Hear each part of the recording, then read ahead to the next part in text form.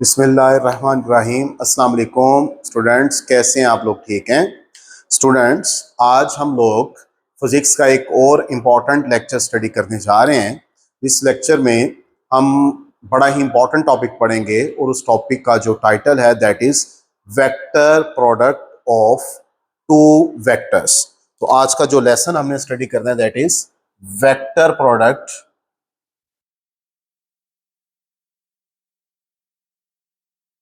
Of two vectors. इससे पिछले lesson में हम लोगों ने scalar product of two vector study किया, लेकिन आज के लेक्चर में हम vector product of two vector study करेंगे। ये क्या चीज है? टू वेक्टर्स हैं। फर्ज कीजिए हमारे पास let we have two vectors, vector A and vector B. Then vector product A और बी के दरमियान क्रॉस के सिंबल से रिप्रेजेंट किया जाएगा कि वेक्टर प्रोडक्ट इक्वल है A cross B which is equal to A B. अगर आपको याद हो स्केलर प्रोडक्ट में हमने कॉस थीटा यूज किया था। ये वेक्टर प्रोडक्ट है, इधर हम यूज करेंगे साइन थीटा। कंपैरिजन भी जरा कर लीजिए, वो भी वेक्टर था ए बी के दरमियान, ये भी ए और बी के दरमियान है। स्केलर प्रोडक्ट में ए और बी के दरमियान डॉट था, वेक्टर प्रोडक्ट में ए और बी के दरमियान क्रॉस है। इक्वल इक्वल, ये ए इस वेक्टर ए का मैग्नीट्यूड है जैसे हमने स्केलर प्रोडक्ट में लिखा, ये बी वेक्टर बी का मैग्नीट्यूड है जैसे हमने स्केलर प्रोडक्ट में लिखा। स्केलर प्रोडक्ट में हमने साइन थीटा नहीं यूज किया था, हमने कॉस थीटा यूज किया था, क्योंकि cos theta gives us the information that how two vectors are parallel to each other। तो स्केलर प्रोडक्ट में हमने चूंकि दो वेक्टर्स में देखना होता है कि दोनों वेक्टर एक दूसरे के कितना पैरेलल है, तो हमने cos थीटा यूज किया।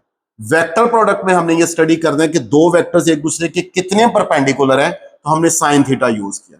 तो पहला ये डिफरेंस हो गया स्केलर प्रोडक्ट और वेक्टर प्रोडक्ट में कि स्केलर प्रोडक्ट में यहां पर cos थीटा है, वेक्टर प्रोडक्ट में यहां पर साइन थीटा है। स्केलर प्रोडक्ट में यहां पर डॉट आएगा, वेक्टर प्रोडक्ट में यहां पर क्रॉस आएगा। क्या यहां तक लिखना काफी है? अब हम देखते हैं कि हमने वेक्टर प्रोडक्ट की ये डेफिनेशन की हुई है कि दो वेक्टर्स का प्रोडक्ट लिया जाए, मल्टीप्लाई किया जाए और हमें जो आंसर मिले वो वेक्टर क्वांटिटी मिले। It should be a vector quantity.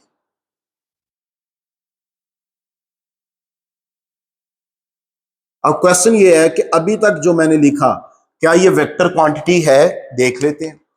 जैसे मैंने पहले अर्ज किया कि ये जो ए है ये वेक्टर ए का मैग्नीट्यूड है, तो जब ये मैग्नीट्यूड है और बी भी वेक्टर बी का मैग्नीट्यूड है, तो मैग्नीट्यूड हमेशा एक वैल्यू होती है, एक नंबर होता है। और एंगल क्या है? एंगल है theta is the angle between A and B.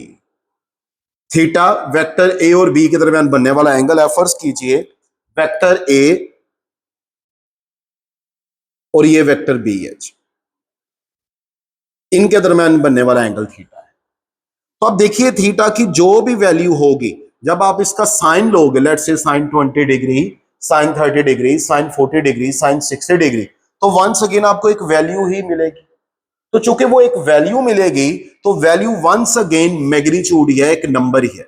लिहाजा ये जितना हिस्सा मैंने सर्कल किया हुआ है, it does not give us a vector quantity. अभी तक हमारे पास एक नंबर आ रहा है और नंबर हमेशा स्केलर होता है, वेक्टर नहीं होता। ये स्केलर, लेकिन मुझे तो वेक्टर चाहिए, क्योंकि वेक्टर प्रोडक्ट की डेफिनेशन ये होती है कि we take the product of two vectors and as a result we get vector quantity. ये वेक्टर क्वांटिटी मुझे रिजल्ट के तौर पर चाहिए। तो यहां पर तो अभी मुझे वेक्टर नहीं मिल रहा, इतना हिस्सा तो मुझे सिर्फ और सिर्फ मैग्नीट्यूड बता रहा है, वेक्टर नहीं बता रहा। तो मेरे पास वेक्टर के लिए कितनी चीजें चाहिए? दो चीजें चाहिए। वेक्टर के लिए मुझे चाहिए मैग्नीट्यूड, और मैग्नीट्यूड के साथ साथ क्या चाहिए जी? डायरेक्शन चाहिए। तो इतने हिस्से ने ए बी साइन थीटा ने क्या बताया? मैग्नीट्यूड बताया। क्या मिस हो रही है? डायरेक्शन। अब मेरे पास ए बी साइन थीटा, ये तो मुझे बता रहा है मैग्नीट्यूड। अब डायरेक्शन मिस हो रही है, और मैंने आपको बताया था कि डायरेक्शन के लिए हम एक खास किस्म का वेक्टर यूज करते हैं जिसको यूनिट वेक्टर कहते हैं। तो डायरेक्शन बताने के लिए हम यहां पर यूनिट वेक्टर यूज करेंगे। जिन बच्चों को यूनिट वेक्टर का कॉन्सेप्ट नहीं है वो मेरे यूनिट वेक्टर वाला लेक्चर देख सकते हैं, उसमें मैंने ये यूनिट वेक्टर को डिटेल में डिस्कस किया है। लिहाजा अब मुझे यहां पर साथ एन यूनिट वेक्टर लिखना पड़ेगा। अब ये मुकम्मल तौर पर सारी की सारी quantity, this whole term, now this is a vector quantity.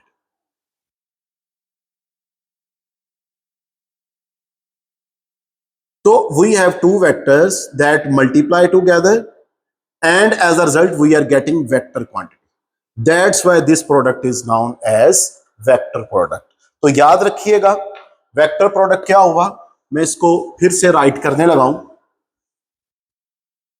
कि हम दो वेक्टर लेते हैं, vector A and B, and we take the product of these vectors, and as a product we get vector quantity sine theta. यहां तक ये जो मैंने अंडरलाइन किया है, it gives us magnitude,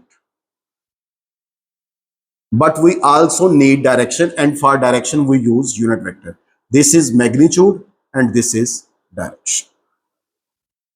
It gives us magnitude and it gives us direction. तो magnitude और direction दोनों मिलकर ये पूरी की पूरी जो क्वांटिटी है, this whole quantity becomes a vector quantity. That's why this product is known as vector product. और इसको हम इस तरीके से भी लिख सकते हैं, let A be sin theta into n unit vector is a C vector, then A cross B becomes C. इस तरीके से और अच्छा क्लियर हो जाए कि हमने दो वेक्टर लिए, वेक्टर ए और वेक्टर बी, और देखिए जो आंसर आया वो भी वेक्टर क्वांटिटी आई है जिसको हमने सी कह दिया, और वो किसके इक्वल है, A B sine theta into N unit. तो हमारे पास इस डिस्कशन से वेक्टर प्रोडक्ट की डेफिनेशन क्या बनी, वेक्टर प्रोडक्ट की डेफिनेशन ये बनी कि if we take the product of, if we multiply two vectors, जैसे हमने ए और बी को किया, and as a result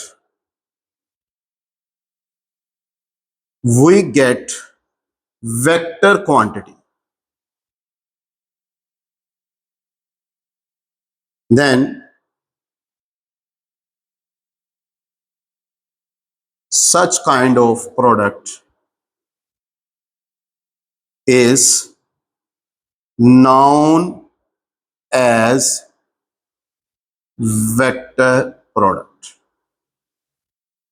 If we multiply, product का वर्ड भी यूज कर सकते हो, मल्टीप्लाई का भी वर्ड यूज कर सकते हो। If we multiply two vectors and as a result we get vector quantity. यहां पर टू वेक्टर्स कौन से हैं, ए एंड बी है, और क्वांटिटी, वेक्टर क्वांटिटी कौन सी मिली, सी, जो कि इक्वल है A B sine theta into N unit vector के।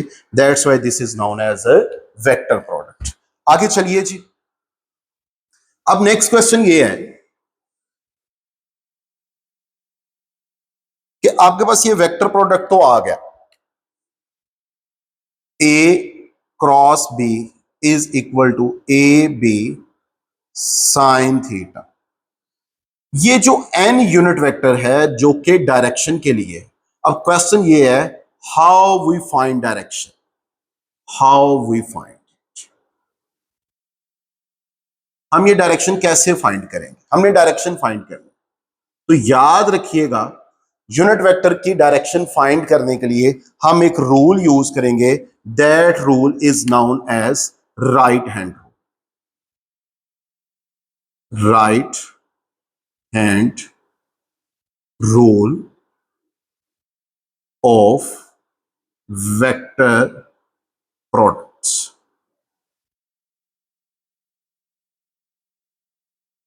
Right hand rule of vector products, vector के प्रोडक्ट का राइट हैंड रूल। अब ये हमने समझने की कोशिश करनी है, this is the most important portion, बड़े अच्छे तरीके से इसको समझिएगा, नॉर्मल स्टूडेंट इसमें गड़बड़ कर देते हैं।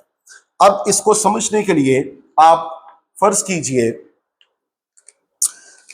वी हैव अ प्लेन एक शीट है मेरे पास,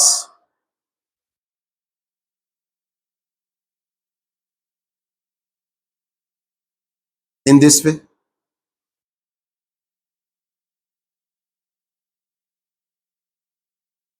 ओके। इस शीट में ही, ये एक प्लेन एक शीट है, इसमें ही दो वेक्टर्स पड़े हुए हैं। फर्ज कीजिए कि मैं एक वेक्टर ले लेता हूं, सपोज मैं एक वेक्टर ले लेता हूं, वेक्टर बी, और एक वेक्टर ले लेता हूं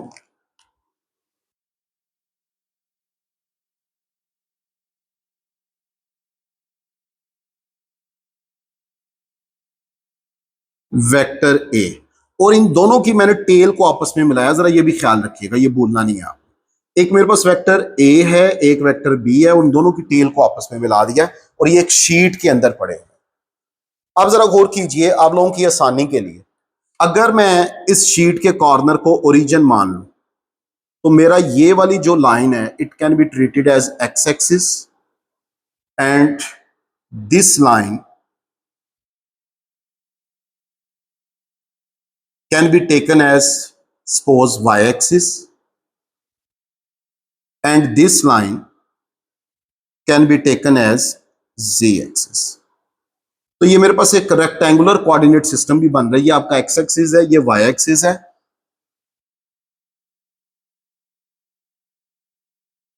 और ये आपका जी एक्सिस है। तो कोई पूछे ये जो शीट है ये किस में पड़ी हुई है, तो मैं कहूंगा ये शीट पड़ी हुई है एक्स जी प्लेन। प्लेन क्यों कहा, क्योंकि दो एक्सिस मिलकर प्लेन बनाते हैं। ये शीट पड़ी हुई है एक्स जी प्लेन में। अगर ये शीट यहां पर होती तो मैं कहता ये शीट पड़ी हुई है एक्स वाई प्लेन में। अगर ये शीट इधर होती तो मैं कहता ये शीट पड़ी हुई है एक्स जी प्लेन। मैं आपको शीट भी दिखा देता हूं। फर्ज कीजिए ये मेरे पास दो वेक्टर्स हैं जी स्टूडेंट्स, ये एक वेक्टर ए है और ये एक वेक्टर बी है। अब जरा देखिएगा, गौर कीजिएगा, ये एक वेक्टर मैंने ए ले लिया, ये एक वेक्टर बी ले लिया, और स्टूडेंट्स ये मेरे पास एक शीट है, दिस इज अ शीट, ठीक है, ये वाली। और ये शीट मैंने, ये ओरिजिन है, this one, this is the origin, okay. ये line, this line is X axis and this is your Z axis, और अपवर्ड जो होगा ऐसे, ये आपका वाई एक्सिस होगा, ओके। अब मैंने क्या किया, मेरे पास दो वेक्टर हैं, ये बी वाला रेड कलर का है, ये मैंने ऐसे रख दिया, और ए वाला ब्लू कलर का है, ये मैंने ऐसे रख दिया। ये दोनों वेक्टर मैंने इस शीट में रख दिए, इस तरीके से रख दिए कि इन दोनों की जो टेल है वो आपस में मिल रही है। अगर आपको नजर आ रहा, ये दोनों टेल आपस में मिल रही है, इन दोनों वेक्टर्स को मैंने शीट में रखा होगा। अब अगर कोई पूछे ये शीट किस प्लेन में है, तो मैं कहूंगा ये शीट एक्स जी प्लेन में। अगर ये शीट एक्स जी प्लेन में है और इसमें दो वेक्टर्स पड़े हुए हैं तो डेफिनेटली वो दोनों वेक्टर भी एक्स जी प्लेन में ही होंगे। अब मुझे ए क्रॉस बी फाइंड करना है, कैसे मैं फाइंड करूंगा, ए क्रॉस बी फाइंड करते हैं जी। ए क्रॉस बी फाइंड करने के लिए आप क्या करोगे, आप ये ए है ये बी है, हमने ए क्रॉस बी फाइंड करना है। Direction of A cross B क्या होगी, इसके लिए मैं रूल अप्लाई करूंगा, that is known as right hand rule. Right hand rule क्या करेंगे जी, फर्ज कीजिए ये शीट वैसे ही है, अब मैंने वो शीट रख दी है, लेकिन आप इमेजिन कीजिए कि नीचे वो शीट पड़ी हुई है। राइट हैंड रूल ये कहता है कि जो भी दो वेक्टर्स हैं, जैसे ये दो वेक्टर आपको नजर आ रहे हैं, ये ए वाला जो है ये ब्लू कलर का है और ये जो बी वाला है ये रेड कलर का, ये दो वेक्टर्स हैं। अब इन दोनों वेक्टर्स की टेल को आपस में मिला देना है। टेल को मिलाने के बाद आपने क्या करना है, आपने अपना राइट हैंड प्लेस करना है फर्स्ट वेक्टर पे, ये आपका फर्स्ट वेक्टर है। इस तरह राइट हैंड प्लेस करना है कि राइट हैंड की जो पाम है, जो हथेली है, उसका जो रुख हो वो सेकंड वेक्टर की तरफ हो। रखेंगे आप फर्स्ट वेक्टर पर, लेकिन उसका जो रुख है वो सेकंड वेक्टर पर होगा। यहां पर नॉर्मली स्टूडेंट क्वेश्चन करते हैं कि सर फर्स्ट वेक्टर कौन सा होगा, ये फार्मूला बताएगा। अगर मुझे ए क्रॉस बी फाइंड करना है तो मेरा फर्स्ट वेक्टर ए है, तो मैं अपनी राइट हैंड को फर्स्ट वेक्टर पर रखूंगा और उसकी पाम सेकंड वेक्टर की तरफ रखूंगा, इस तरीके से कि अपने थंब को मैं ऐसे सीधा अपवर्ड कर दूंगा, इरेक्टेड कर दूंगा। तो फिर आप फिंगर्स को रोटेट कीजिएगा फर्स्ट वेक्टर से सेकंड वेक्टर की तरफ, तो जो आपका इरेक्टेड थंब है वो आपको एन यूनिट वेक्टर की डायरेक्शन बताएगा। तो देखिए ये ए है, ये बी है, जब मैं फिंगर्स को ऐसे लेके जाऊंगा तो एन डेफिनेटली अपवर्ड होगा। तो इस तरीके से मैं कह सकता हूं कि एन की जो डायरेक्शन होगी वो अपवर्ड होगी इन दिस वे।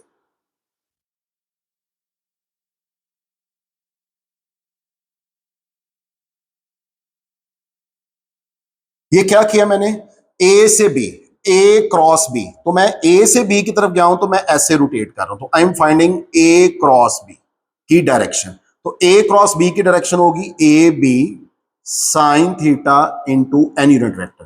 तो गौर कीजिए ए और बी दोनों वेक्टर लाई कर रहे हैं एक्स जी प्लेन में, लेकिन इनकी जो डायरेक्शन है, जो कौन बता रहा है, जो यूनिट वेक्टर बता रहा है, वो अलोंग वाई एक्सिस।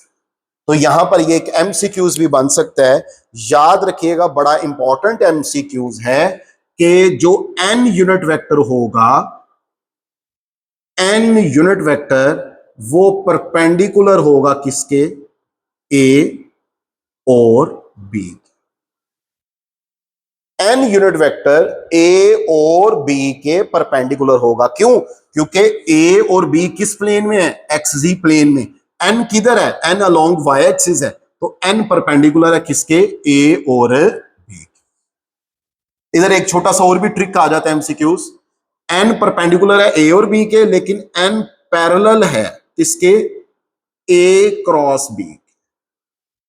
ए और बी की डायरेक्शन, ए और बी दोनों एक्स जी प्लेन में है, लेकिन ए क्रॉस बी की डायरेक्शन एन के अलोंग है, और एन किसके अलोंग है, वाई एक्सिस के। लिहाजा मैं कहूंगा एन पैरेलल है ए क्रॉस बी के।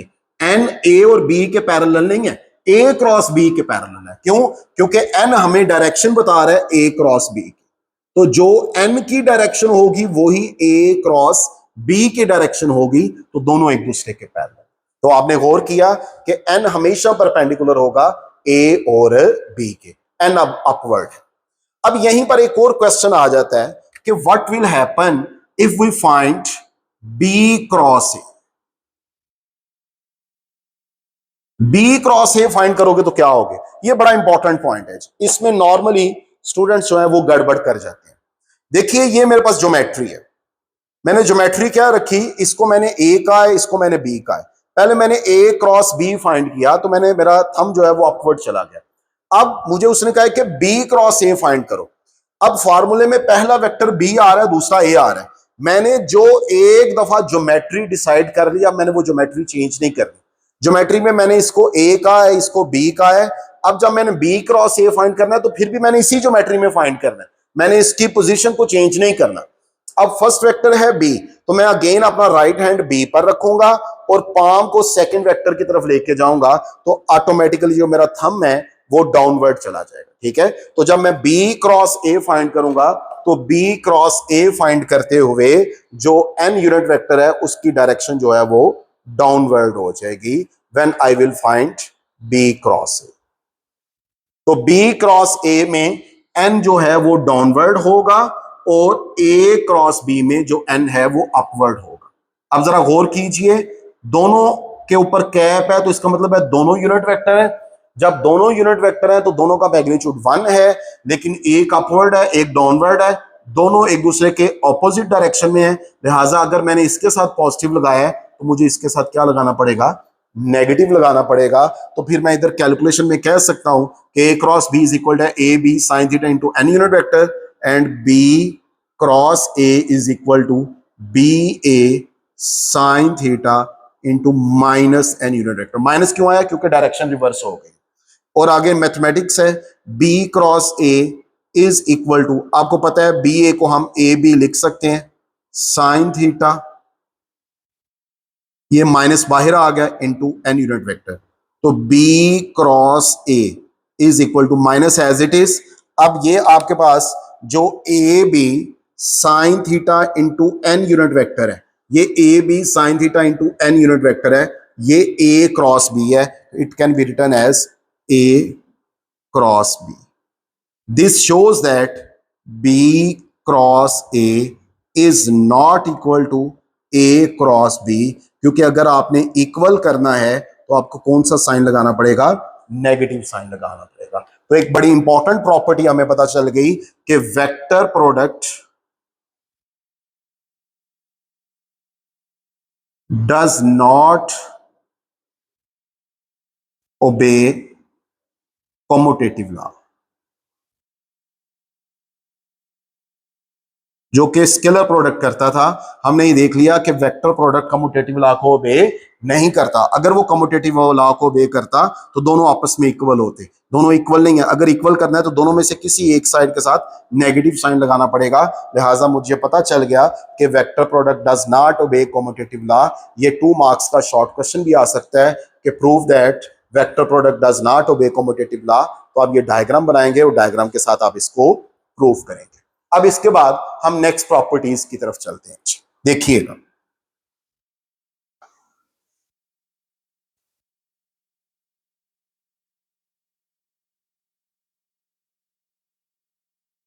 नेक्स्ट प्रॉपर्टी है जी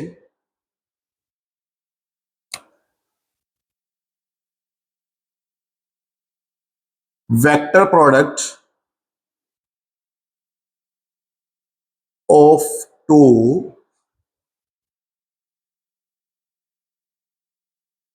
parallel and anti parallel vectors. दोनों मैं इकट्ठी कर रहा हूं।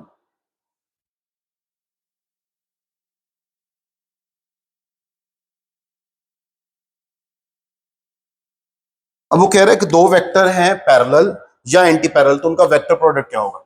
स्टूडेंट्स आपको पता है जब ये आ जाए पैरेलल तो इसका मतलब है थीटा होगा 0 डिग्री, और जब आ जाएगा एंटी पैरेलल तो इसका मतलब है थीटा होगा 180 डिग्री।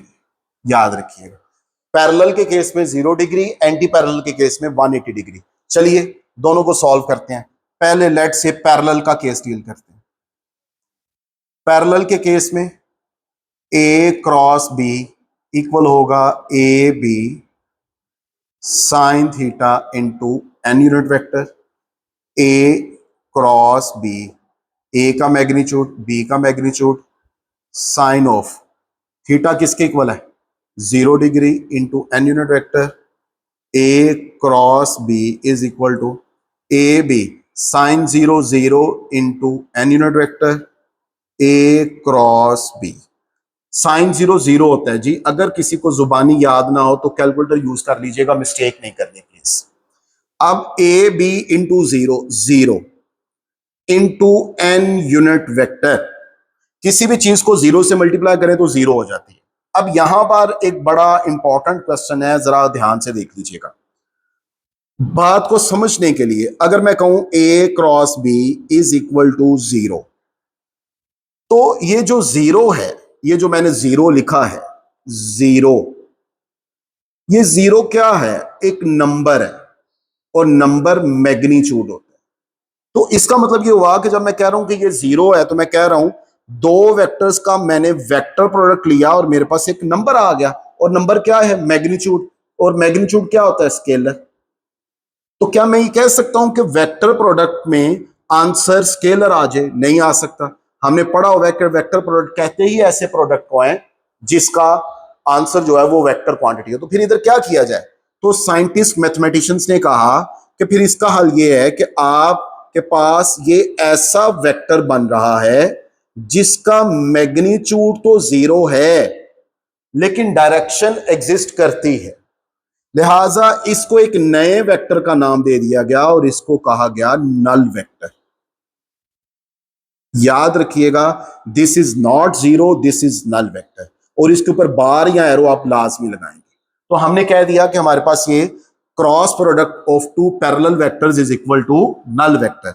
अब नल वेक्टर क्या चीज है, याद रखिएगा, नल वेक्टर ऐसा वेक्टर है जिसका magnitude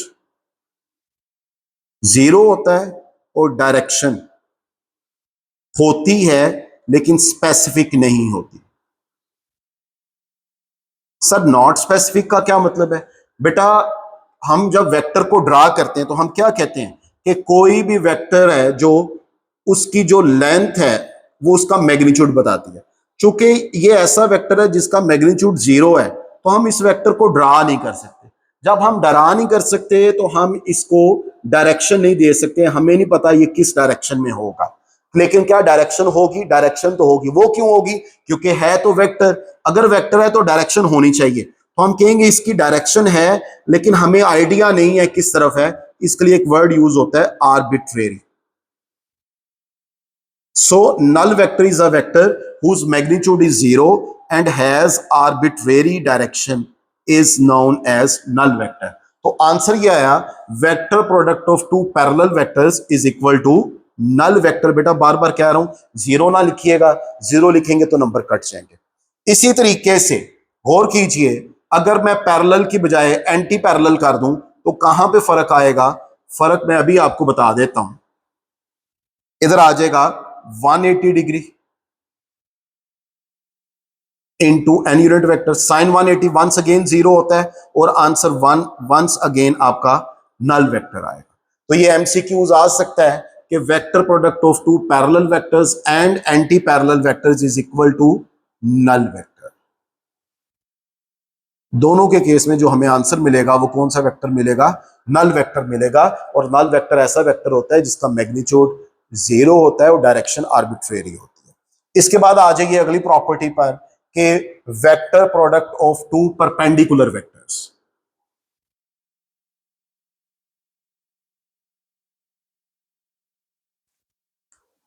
perpendicular vectors,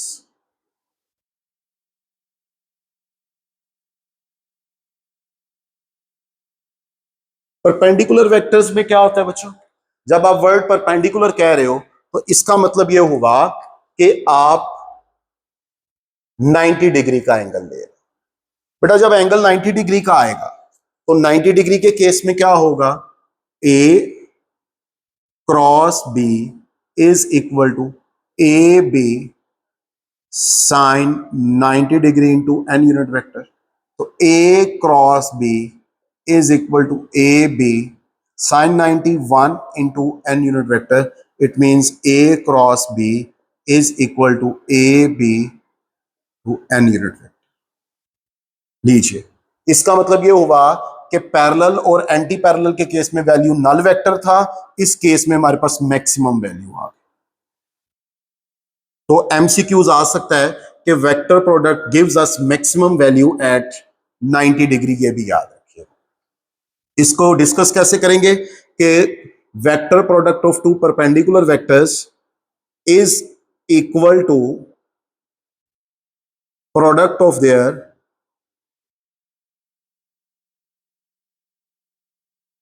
magnitudes in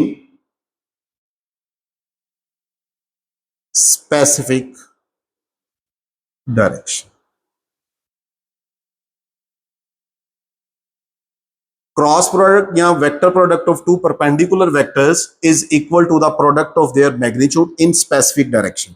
ये जो वर्ड स्पेसिफिक डायरेक्शन मैंने यूज किया है ये इस एन यूनिट वेक्टर की वजह से यूज किया है, क्योंकि एन यूनिट वेक्टर ऐसा यूनिट वेक्टर होता है, ऐसा वेक्टर होता है जिसकी जो डायरेक्शन है वो स्पेसिफिक होती है। तो बेटा याद रखिएगा, vector product gives us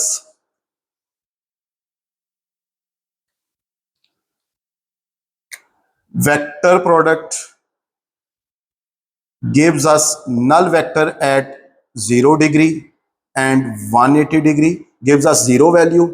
Vector product gives us maximum value at 90 degree. अब क्वेश्चन ये है कि at what angle vector product gives us negative value? At what angle? तो याद रखिएगा 270 डिग्री पर जो वेक्टर प्रोडक्ट है उसकी वैल्यू नेगेटिव हो जाती है। You can do this by yourself. Okay, 0 और 180 डिग्री पर वैल्यू जीरो हो जाती है। डायरेक्शन वाइज बात करोगे तो नल वेक्टर, 90 डिग्री पर वैल्यू मैक्सिमम पॉजिटिव और 270 डिग्री पर वैल्यू नेगेटिव हो जाती है। ये एमसीक्यूज आ जाते हैं। अगली बात, अगर एक वेक्टर का उसी के साथ क्रॉस प्रोडक्ट लिया जाए, फिर से याद रखिए वेक्टर ए है, हिंट दे रहा हूं, अगर दूसरा भी ए है तो उसकी भी डायरेक्शन वही होगी। जब सेम डायरेक्शन है तो एंगल 0 डिग्री, तो वंस अगेन नल वेक्टर आएगा। तो किसी भी एक वेक्टर का उसी के साथ जो क्रॉस प्रोडक्ट होता है वो हमेशा नल वेक्टर होता है। ये भी आपने याद रखना है एमसीक्यूज पॉइंट ऑफ व्यू से। This is also very very very important. Last property याद रखिएगा, अगर आपके पास एक वेक्टर प्रोडक्ट है, वेक्टर प्रोडक्ट है A cross B is equal to A B sine theta into N unit vector. अगर मैं सिर्फ इसका मैग्नीट्यूड लूं तो मैग्नीट्यूड के लिए A cross B A B sine theta into N unit vector mod आ जाएगा। A cross B is equal to A B sine theta N unit vector का मैग्नीट्यूड। तो A B sine theta unit vector का magnitude क्या होता है? 1, और 1 multiplicative identity है, उसको लिखने की जरूरत नहीं है। तो इसका मतलब है ए क्रॉस बी का जो मैग्नीट्यूड है वो ए बी साइन थीटा है। स्टूडेंट्स, अगर ज्योमेट्रिकली मेरे पास एक पैरालेलोग्राम शेप हो,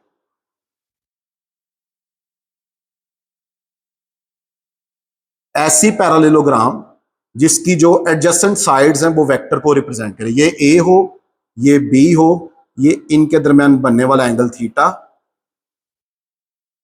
ये भी वंस अगेन ए हो और ये बी हो। अगर मैं इस पैरालेलोग्राम का एरिया कैलकुलेट करूं, ये बी है तो ये आ जाएगा बी साइन थीटा जो कि हाइट आ जाएगी, और ये इसकी लेंथ है जो कि ए होगी। अगर मैं इस पैरालेलोग्राम का एरिया निकालूं, एरिया ऑफ पैरालेलोग्राम, तो बच्चों वो इक्वल होगा ए बी साइन थीटा। तो ये एमसीक्यूज आ जाता है, the area of parallelogram is equal to A B sine theta. बाज दफा वो पूछ लेता है कि बताओ A B sine theta physically हमें किस शेप के बारे में बताता है? तो याद रखिएगा ए बी साइन थीटा हमें पैरालेलोग्राम का एरिया बताता है। ये बहुत इंपॉर्टेंट पॉइंट है, इसको आपने याद रखना है। एक छोटा सा क्वेश्चन आपके लिए छोड़ के जा रहा हूं, अगर पैरालेलोग्राम का एरिया हमें ए बी साइन थीटा के इक्वल है, तो अगर मैंने इसका वॉल्यूम कैलकुलेट करना हो तो वॉल्यूम किसके इक्वल होगा? ये छोटा सा होमवर्क छोड़ के जा रहा हूं आप लोगों के लिए। देखिएगा पैरालेलोग्राम का एरिया तो ए बी साइन थीटा के इक्वल होता है। अगर मुझे इसको डिस्कस करना है कि पैरालेलोग्राम का वॉल्यूम किसके इक्वल है, तो ये आप सर्च कीजिएगा और सर्च करके मुझे कमेंट्स में जरूर बताइएगा कि इसका जो वॉल्यूम है वो किस फार्मूले से आएगा। होप सो लेक्चर की समझ आई होगी।